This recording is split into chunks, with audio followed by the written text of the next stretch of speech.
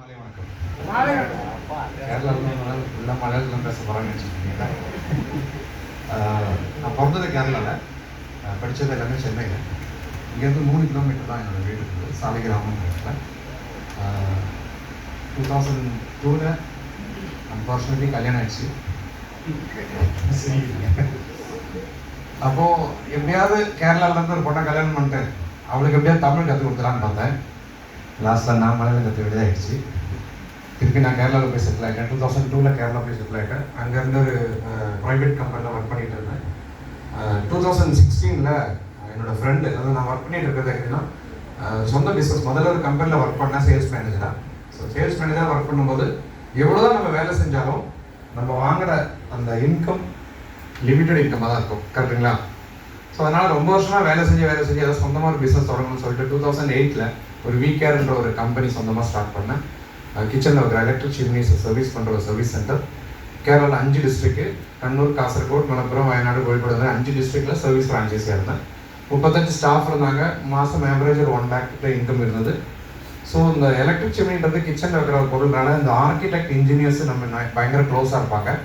ஒரு நாள் ஒரு ஆர்கிடெக்ட் எனக்கு ஃபோன் பண்ணார்.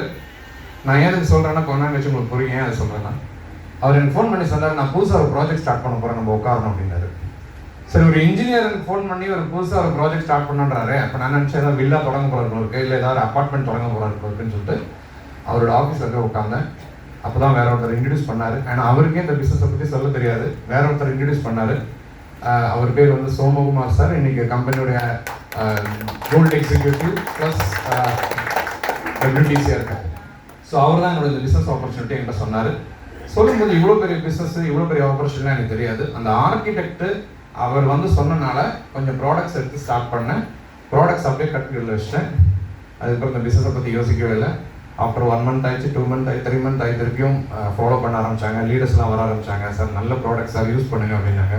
சரி, ஓகே. சுகருக்கு ஒரு ப்ராடக்ட், டயபெட்டிக் பேஷண்ட்டாங்க. எங்கள் அம்மா டயபெட்டிக் பேஷண்ட்டு. HbA1c 13 இருந்தது. சரி, ஓகே, எலிக்கு கொடுக்குற மாதிரி ஃபஸ்ட்டு அம்மா கொடுக்கலாம்னு சொல்லிட்டு ஃபஸ்ட்டு 2006 நான் தொடங்கும்போது இந்த கம்பெனியுடைய ஆஃபீஸு கேரளாலே கிடையாது. கம்பெனியோட ஆஃபீஸ் கேரளாவில் கிடையாது. ப்ராடக்ட் யூஸ் பண்ணி ரிசல்ட் வாங்குறவங்க யாருமே கிடையாது. அவ்வளோ கூட ஸ்ட்ரகிள். அங்கே ப்ராடக்ட் வேணும்னா நான் இருக்கிற கண்ணூர்ன்ற இடத்துலேருந்து மேங்களூர் இடத்துக்கு போகணும். 200 கிலோமீட்டர்ஸ் ட்ராவல் பண்ணிட்டு தான் ப்ராடக்ட் எடுக்கணும். இல்லைன்னா அங்கேருந்து கோயம்புத்தூர் தான் ப்ராடக்ட் எடுக்கணும். அன்றைக்கி ஐடி அடிக்கும் போது கேரளான்ற இடமே கிடையாது. தமிழ்நாடு ஐடி அடிச்சு தான் நாங்கள் ஐடி ஸ்டார்ட் பண்ணோம். அந்த அளவுக்கு கேரளாவில் ஆஃபீஸே இல்லை. ஒரு ப்ராடக்ட் வாங்கினா ரொம்ப கஷ்டம்.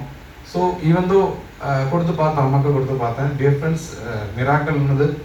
அவங்களுக்கு 14 அந்த 13.5 இருந்து இன்னைக்கு அவங்களுடைய HbA1c 6.5 கொண்டு வந்த ஒரு ப்ராடக்ட் டயபாலிட்டிக் ப்ராடக்ட்.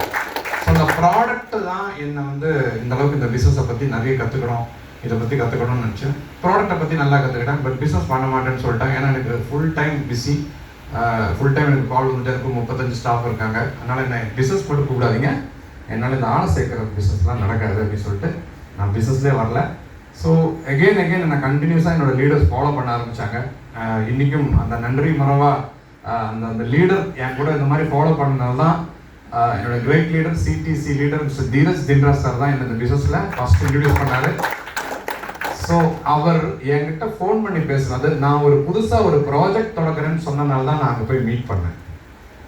சத்தியமாக சொல்லுங்கள், நம்ம அப்படியே பேசுகிறோம், நம்ம அப்படியே சொல்கிறோம். கொஞ்சம் சோப்பு கொஞ்சம் பேஸ்ட் வாங்கினா வாரத்துக்கு 2 ஸ்டிக் 10,000 கிடைக்குமா? யாராவது ஃபோன் எடுப்பாங்களா? நம்பிக்கை வருமா? பட் அன்னைக்கு அவர் யூஸ் பண்ண அந்த மைண்டு என்னை பிஸ்னஸில் கொண்டு வரதுக்காக அவர் எப்படி என்ன அப்பாயின்மெண்ட் எடுத்தாரோ அந்த அப்பாயின்மெண்ட்னால தான் நான் இன்னைக்கு உங்கள் முன்னாடி நேஷனல் டீம் கோஆர்டினேட்டராக இருக்கிறேன். நம்ம இந்த பிஸ்னஸில் ஒருத்தரை கூப்பிடும்போது அவங்கள இன்வைட் பண்ணும்போது எப்படி இன்வைட் பண்ணணும்னு தெரியாமல் நம்ம இன்வைட் பண்ணாலும் கூட யாரும் வரமாட்டாங்க. ஸோ அதுலேருந்து கற்றுக்கிட்டேன் நான். பட் ஈவன் நான் போய் எல்லாத்தையும் சொல்ல ஆரம்பித்தேன் பிஸ்னஸை பற்றி. எங்கள் ஊரில் இருக்கிறவங்க எல்லாத்தையும் சொல்ல ஆரம்பித்தேன். சூப்பர் பிஸ்னஸ், நல்ல பிஸ்னஸ், செம்மையாக சம்பாதிக்கலாம், வாங்க வாங்க வாங்க வாங்கன்னு கூப்பிட்டேன். 1 வருஷமாக என் கூட ஒருத்தரும் வரல. ஐயோ, இந்த பிஸ்னஸ் எப்படி பண்ணுறதுன்னு ஸ்டாப் பண்ணிட்டேன்.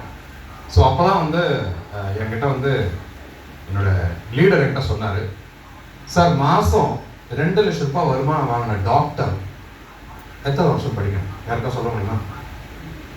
எத்தனை வருஷம் படிக்கணும்? 5 வருஷம் படிச்சா டாக்டர் ஆகிடுவாங்களா? அதுக்கப்புறம் எவ்வளோ வருஷம்? திருப்பி 5 வருஷம் ப்ராக்டிஸ் பண்ணணும். கரெக்டாக 5 வருஷம் ப்ராக்டிஸ் பண்ணி ஒரு 10 வருஷம் எக்ஸ்பீரியன்ஸ் தான் மாதம் 2 லட்ச ரூபா வருமானம் வாங்குற ஒரு டாக்டர் ஆக முடியும். இங்கே வாரத்துக்கு எவ்வளோ தராங்க? நம்ம கற்றுக்கிறதுக்கு ரெடியாக இருக்கோமா? இன்னைக்கு பாருங்க ப்ரோக்ராமுக்கு எவ்வளோ பேரை கூப்பிட்டோம், வந்தாங்களா? இன்னைக்கு தீபாவளி ஸ்பெஷல், அதனால தீபாவளி பர்ச்சேஸ்க்காக போயிருப்பாங்க. ஈவன் தோ நம்ம கற்றுக்கிறதுக்கு ரெடியாக மாட்டேங்கிறோம். ஓகே, இந்த பிஸ்னஸை பொறுத்த வரைக்கும்